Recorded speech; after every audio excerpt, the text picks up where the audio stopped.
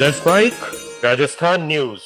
नमस्कार, मैं शिवांगी। आप सुन रहे हैं लेट्स माइक राजस्थान न्यूज। चलिए नजर डालते हैं आज की हेडलाइंस पर।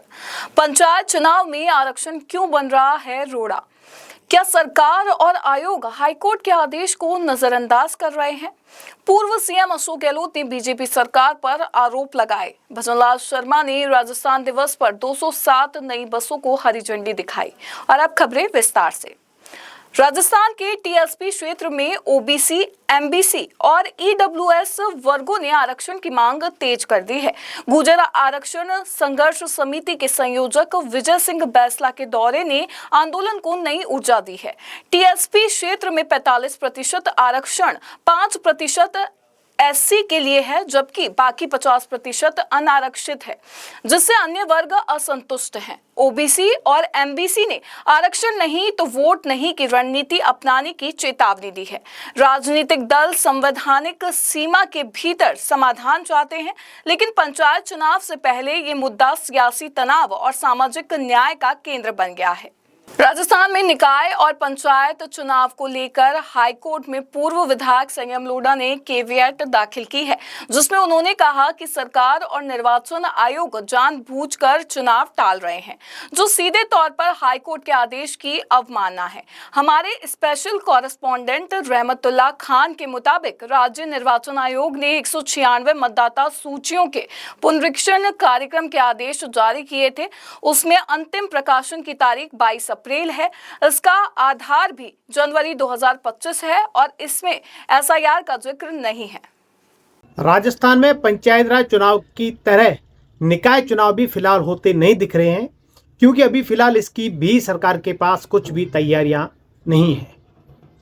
अभी राज्य निर्वाचन आयोग ने कुछ निकायों की जो मतदाता सूचियां तैयार करने का जो आदेश जारी किया है, उसमें भी आखिरी जो प्रकाशन की तारीख है वो 22 अप्रैल है, जबकि हाई कोर्ट ने जो निर्देश दिया था कि चुनाव करवाने हैं वो है आखिरी तारीख 15 अप्रैल।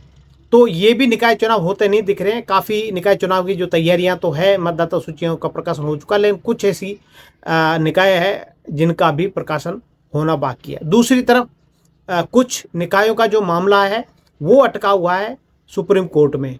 उसकी भी अभी तक जो है फैसला नहीं हो पाया है कि उनका क्या रहेगा, क्योंकि उसके लिए भी जो केवियट दायर की गई थी, कुछ याचिकाकर्ताओं ने अपना जो सामने पक्ष रखा था कि जो उन्होंने परिशमन किया है उससे पहले ही रद्दोफेर करते हुए उसका जो है इन्होंने मतदाता सूचियां तैयार कर दी और सही तरीके से इनका परिशमन नहीं हुआ है।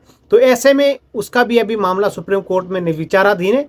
इसके अलावा एक और मामला ये है कि राजस्थान हाई कोर्ट ने जो 14 नवंबर को एक आदेश निकाला था, जिसमें 15 अप्रैल 2026 से पहले निकाय और पंचायत राज चुनाव का जो आदेश दिया था, उसकी अवमानना मानते हुए जो कांग्रेस के पूर्व विधायक है संयम लोढ़ा, उन्होंने भी एक केवियट दायर की है हाई कोर्ट में कि जो है हाई कोर्ट के आदेश की जो अवमानना की गई है। अब उसकी हालांकि तारीख नहीं आई, सुनवाई कब होगी, लेकिन उन्होंने भी केवियट दायर किए। उससे पहले इन्होंने जो है राजस्थान सरकार को नोटिस दिया था कि आपने आखिरकार ऐसा क्यों किया कि आपने चुनाव नहीं करवाया और अवमानना क्यों की गई है, उसका उनके पास कोई जवाब नहीं आया है।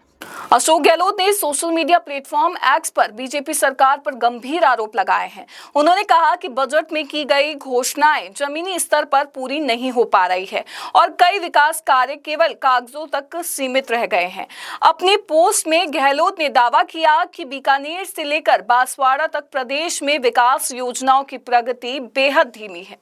उन्होंने ये भी आरोप लगाया कि महत्वपूर्ण परियोजनाएं जैसे स्वास्थ्य सुविधाओं के विस्तार और एक्सप्रेस वे निर्माण की विस्तृत परियोजना रिपोर्ट तक 2 साल बाद भी तैयार नहीं हो सकी है। पूर्व मुख्यमंत्री ने राज्य के बच्चों से जुड़ी योजनाओं का भी जिक्र किया। उन्होंने कहा कि लगभग 40 लाख बच्चों को यूनिफॉर्म के लिए निर्धारित 600 रुपए की राशि समय पर नहीं मिली है। इसके अलावा छात्राओं को साइकिल वितरण योजना भी सत्र समाप्त होने के करीब आने के बावजूद अधूरी बताई गई है।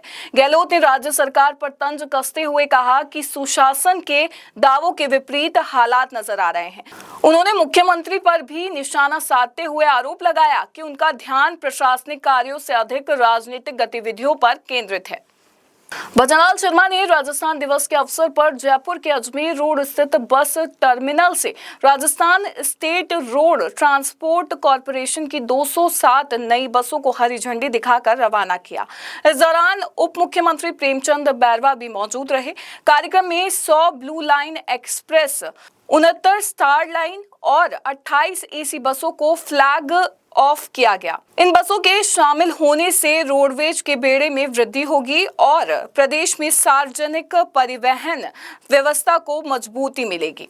राज्य सरकार के अनुसार इस पहल का उद्देश्य आमजन को अधिक सुगम और सुरक्षित और आधुनिक यातायात सुविधा उपलब्ध कराना है। साथ ही दूरदराज क्षेत्रों तक परिवहन सेवाओं की पहुंच सुनिश्चित करना भी प्राथमिकता में शामिल है। सीएम भजनलाल शर्मा ने राजस्थान दिवस के अवसर पर प्रदेशवासियों को शुभकामनाएं दी। उन्होंने कहा कि ये दिन राजस्थान की गौरवशाली विरासत, समृद्ध संस्कृति और मानवीय मूल्यों के उत्सव का प्रतीक है, जिन्होंने राज्य को वैश्विक स्तर पर विशेष पहचान दिलाई है। मुख्यमंत्री ने अपने संदेश में प्रदेश के नागरिकों से आह्वान किया कि वह विकसित राजस्थान 2047 के संकल्प को साकार करने में सक्रिय भागीदारी निभाएं और राज्य के समग्र विकास में योगदान दे। राजस्थान के मेरे प्रिय भाई और बहनों को मेरा राम राम साहब, राधे राधे, जय श्री कृष्णा। राजस्थान दिवस के इस पावन बेला पर मैं आप सभी प्रदेशवासियों को हार्दिक शुभकामनाएं देता हूं। साथ ही देश विदेश में बसे प्रवासी राजस्थानियों को भी हृदय से बधाई देता हूं। जैसा कि आप जानते हैं, तत्कालीन गृह मंत्री सरदार वल्लभ भाई पटेल जी ने 30 मार्च 1949 को हिंदू नववर्ष की चैत्र शुक्ल प्रतिपदा को रेवती नक्षत्र इंद्रयोग के शुभ मुहूर्त में बृहद राजस्थान की स्थापना की थी। इस शुभ परंपरा को आगे बढ़ाते हुए पिछले वर्ष हमारी सरकार ने चैत्र शुक्ल प्रतिपदा पर राजस्थान दिवस मनाने की निश्चित किया था। इस वर्ष 19 मार्च को प्रदेश भर में राजस्थान दिवस पूरे हर्षोल्लास के साथ मनाया जा रहा है। ये दिन और भी विशेष इसलिए है क्योंकि आज ही के दिन वर्ष प्रतिपदा, चैत्र नवरात्रि और महर्षि गौतम जयंती जैसे पावन पर्व भी हैं। पूर्व विधायक और कांग्रेस नेता प्रहलाद गुंजल ने कोटा में आयोजित आक्रोश रैली में कहा कि देश गैस की बढ़ती कीमतें और कालाबाजारी से त्रस्त है। उन्होंने केंद्र सरकार पर आरोप लगाया कि व्यावसायिक सिलेंडरों की बुकिंग रोकना और घरेलू सिलेंडर 25 दिन से पहले नहीं देना जनता के साथ अन्याय है। गुंजल ने कहा कि मोदी सरकार की विदेश नीति और महंगे व्यापार समझौते देश के लिए नुकसानदेह हैं, जिससे जनता का आत्मसम्मान गिर रहा है। उन्होंने कोटा में कोचिंग, होटल और मैस संचालकों की समस्याओं का भी जिक्र किया और कहा कि सिलेंडर की कमी से शहर की रोजमर्रा की जिंदगी प्रभावित हो रही है। रैली में हजारों कार्यकर्ता हाथों में गैस सिलेंडर की तख्तियां और बैनर लेकर सरकार विरोधी नारे लगाते हुए कलेक्ट्रेट पहुंचे, जहां सभा आयोजित की गई। गुंजल ने चेतावनी दी कि यदि समस्याओं का समाधान नहीं हुआ तो यह आंदोलन और बड़ा रूप ले सकता है। मैं शिवांगी, लेट्स माइक स्टूडियो से जुड़े रहिए हमारे साथ। राजस्थान न्यूज में रोज शाम 4 बजे नॉन स्टॉप न्यूज को रेडियो पे सुनने के लिए डाउनलोड करें लेट्स माइक ऐप। नमस्कार। आप सुन रहे थे let's mic more than radio. Follow कीजिए हमें हमारे सोशल मीडिया प्लेटफॉर्म्स पर। It's time for news. It's time for more than radio. Presenting the first radio news app, Let's Mic. Let's Mic, a news-based app on your phone where you get to watch and listen news, talk shows, interviews, radio show podcasts. On Let's Mic, you get all relevant information of TV, print, radio, podcast, and digital. Let's Mic talks about every segment of life.